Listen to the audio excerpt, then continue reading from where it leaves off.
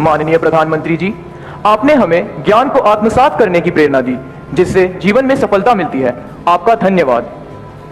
श्रद्धेय प्रधानमंत्री जी, नवसारी गुजरात से एक अभिभावक सुश्री सीमा चिंतन देसाई आपके सम्मुख एक प्रश्न रखना चाहती हैं।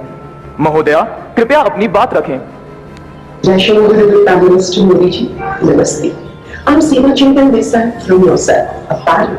Sir, अब इतने सारे यंगस्टर्स के आइकन हो, रीजन आप सिर्फ बोलते हैं और जो बोलते हो वो करके दिखाते हो। सैल्यूट्स। सर, एक प्रश्न है। भारतीय ग्रामीण अंचल की बालिकाओं हेतु अनेक योजनाएं चल रही हैं। इसकी प्रगति के लिए हमारा समाज क्या योगदान दे सकता है? कृपया मार्गदर्शन दें। धन्यवाद। धन्यवाद महोदया। मान्यवर सीमा चिंतन देसाई जी ग्रामीण क्षेत्र की बालिकाओं की शिक्षा को लेकर चिंतित हैं और श्रीमान से जानना चाहती है कि इस दिशा में आपके मंतव्य क्या हैं। माननीय प्रधानमंत्री जी।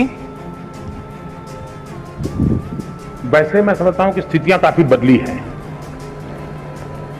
पहले के समय में जब शिक्षा की बात आती थी तो माँ बाप को लगता था कि बेटे को पढ़ाना चाहिए। अपने लिमिटेड संसाधन से भी उनको लगता था कि इतने ही स्थिति है, चलो बच्चा पढ़ेगा तो कुछ कमाएगा। और कभी कभी कुछ माँ बाप ये भी कह देते थे, अरे बेटी को पढ़ा के क्या करना है भाई, उसको नौकरी थोड़ी करवानी है, अब वो तो अपना ससुराल जाएगी, वो अपना जिंदगी का गुजारा कर लेगी।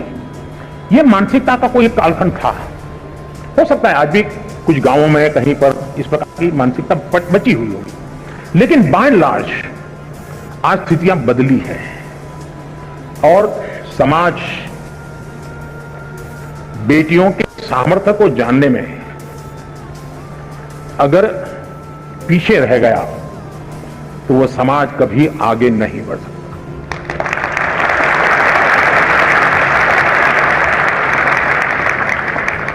कभी कभी तो आपने ऐसे परिवार देखे होंगे जहां पर ये कहते होंगे भाई बेटा तो होना ही चाहिए ताकि बुढ़ापे में काम आएगा, बेटी तो क्या है वो तो ससुराल चली जाएगी, वो क्या काम की। ऐसी भी एक सोच हमारे समाज में है और कभी तो थी। लेकिन इतिहास अनुभव करता है और मैं इन चीजों को बड़ी बारीकी से देखता हूं। मैंने ऐसी कई बेटियां देखी हैं जिन्होंने मां बाप की इकलौती बेटी, मां बाप के सुख और उनकी बुढ़ापे की चिंता के लिए खुद ने शादी नहीं की और मां बाप की सेवा में जिंदगी खपा दी, जो बेटा नहीं कर सकता, ये बेटियों ने किया।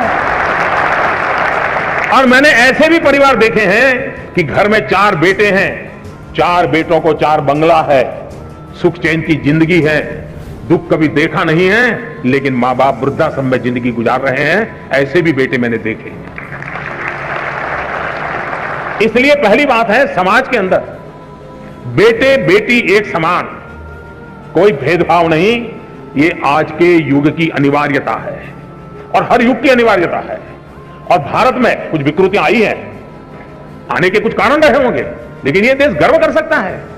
अगर गवर्नेंस की बात याद करें तो किसी जमाने में अहल्या देवी का नाम आता था बेस्ट गवर्नेंस के रूप में। कभी वीरता की बात आए तो रानी की झांसी लक्ष्मीबाई का नाम आता था वीरता के लिए। बेटियां ही तो थी। यानी कोई युग ऐसा नहीं होगा। और हमारे यहां तो विदुषी ज्ञान का भंडार बेटियों ने करके दिखाया है। तो पहले तो हमारी अपनी मानसिकता।